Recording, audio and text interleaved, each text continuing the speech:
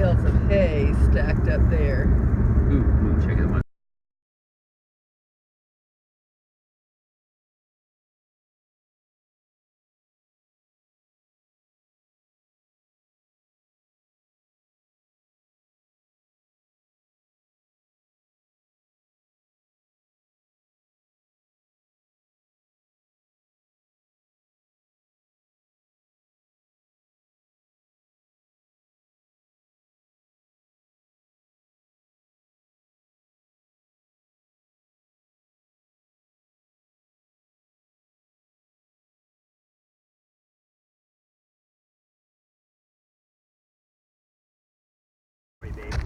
So, give me a camera. I'll take one of this one. So this is life in the West here, and you can see as we drive all of the bales of hay in this huge field. And old guy pointed it out that notice I've had several pictures of bales all stacked up without any kind of covering. And he pointed out that that was probably because there's not much moisture in Montana. Are we still in Montana? We're now in Montana, yes. We're now in Montana. There's not much moisture. Notice I'm pretty sure this is corn. Corn. Notice the height of corn here in, July. I'm pretty sure if we went in Florida, the corn would be way, way taller. Yeah, okay. So that's all corn over there too. Yeah.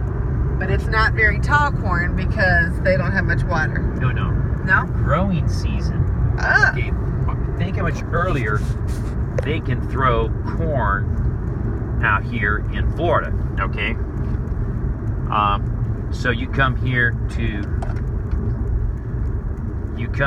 all of a sudden you don't have as I gotta figure where I'm going.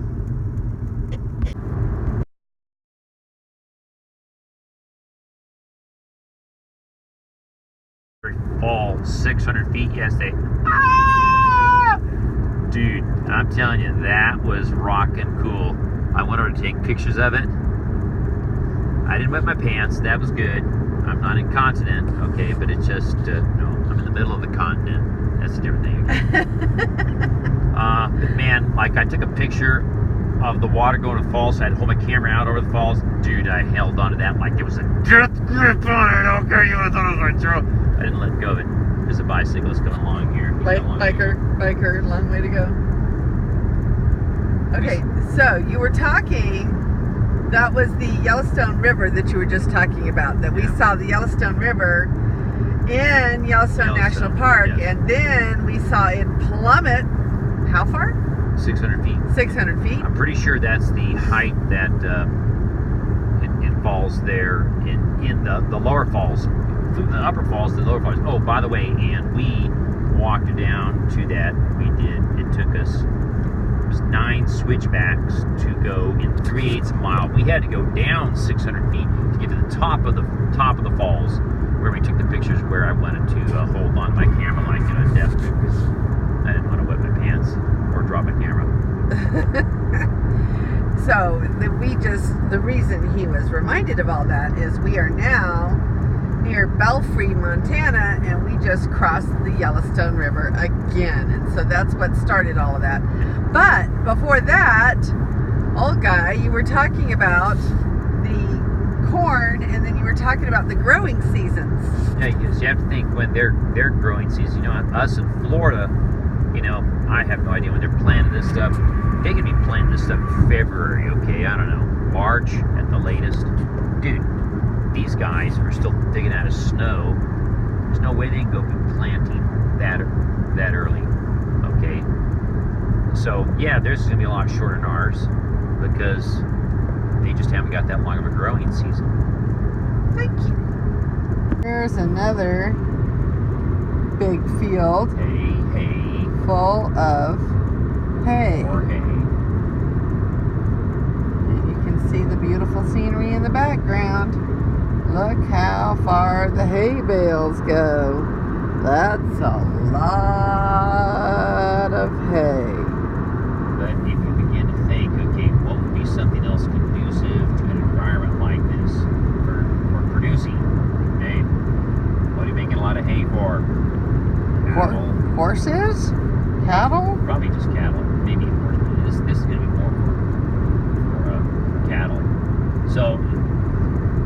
imagine then, because Yeah. we were driving in last night and we saw some sign, Wyoming is, beef country or something like that. So if you kind of think, okay, so let's imagine here we are in Wyoming. Well, now we're in Montana, just over the Wyoming border.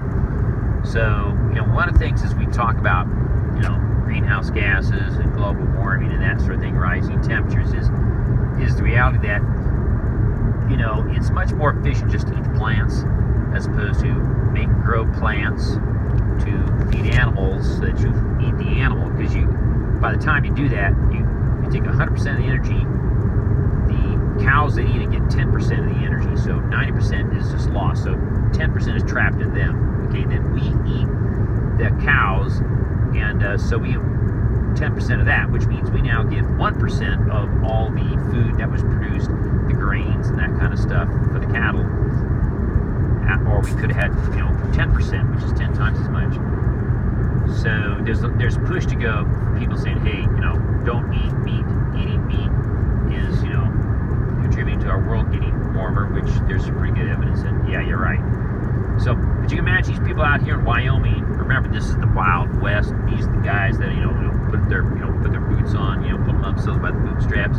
They're probably not overtly fond of that idea, because you're going, hey man, you're talking about us wiping out our lifestyle here of, oh, by the way, raising our meat. Look at all those. So it's really important to understand as we talk about these things that how they have ramifications to some little town in the middle of Wyoming and Montana. They're not real fond of guys like Al Gore, probably. Probably not. Which is why the central part of America tends to be more conservative than the outer regions, because these guys are more survivalist to that degree.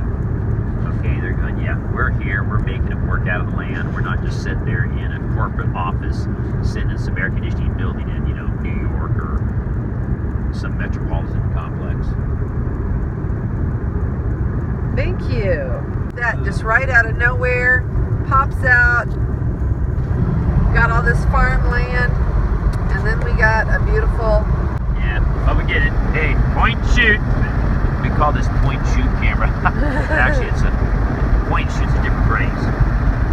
They don't mean take a camera, stick it out the window, and point and shoot. It's a camera that just you point it and it collects you after anything. Isn't that beautiful? And just all of a sudden you see all these farms, and then here these big rock formations right in the middle of all the farms.